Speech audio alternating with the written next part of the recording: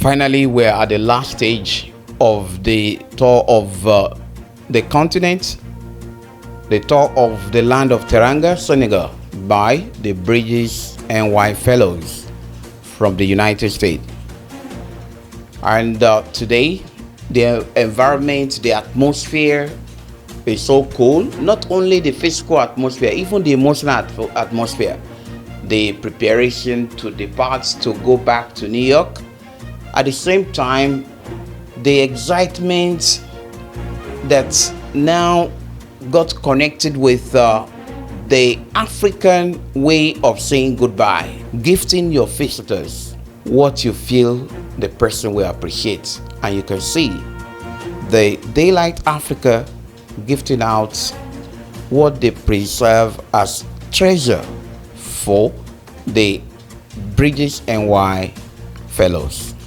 So in a nutshell, you could hear from them how excited they are, how happy they are, how fulfilling their mission on the continent is during their stay with JCRC BridgesNY, and of course with Daylight Africa. How much? It's time to go back to New York City, from Dakar, from Senegal, from St. Louis, from Sali. Wow, this was a really fantastic and unique experience. We had a lot of fun, we had a lot of experience, we've met a lot of people, we've seen a lot, forever transformed and ready to go back to New York City and do more. I am about to depart to go back home to New York, and it is a bittersweet feeling. This was an amazing experience. I wouldn't trade this for the world. Being able to see the start of the migrant crisis, getting the history around Goree Island and the Atlantic slave trade, and just really feeling the spirit of my ancestors and the spirit of those that came before me, and living through their trauma through the history and getting the breakdown from the historians that were here was absolutely amazing. From when we touched down to Goree Island, to St. Louis, to Saleh, learning the history of not only the towns but the people of Senegal writ large. It's been a real transformative experience. It's been a personal development for me, and I am grateful of the fact that we've been able to, have this opportunity to bond, have this experience, learn from this experience, and take what we learned back to New York. My experience in Senegal, West Africa has been nothing short of a magical experience, and I say that because I've embraced the culture, the food, the visits to different sites, and the people.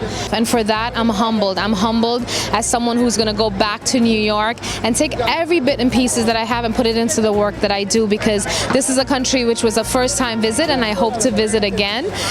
Everyone that came on this trip comes from a different area in terms of work, whether they work in the private sector, the nonprofit, or the city, and it's amazing to see everyone come together and be one group, and I'm just happy to know that we were able to get through these days. From the tour guides to St. Louis to Dakar to Saleh, we've had a wonderful time. It's been an amazing experience. Thank you so much to Daylight Africa for really making this an impactful trip. For all of our guides from JCRC, Rachel and Cynthia, who have made this a once-in-a-lifetime experience, and to the people of Senegal for enriching us with so much.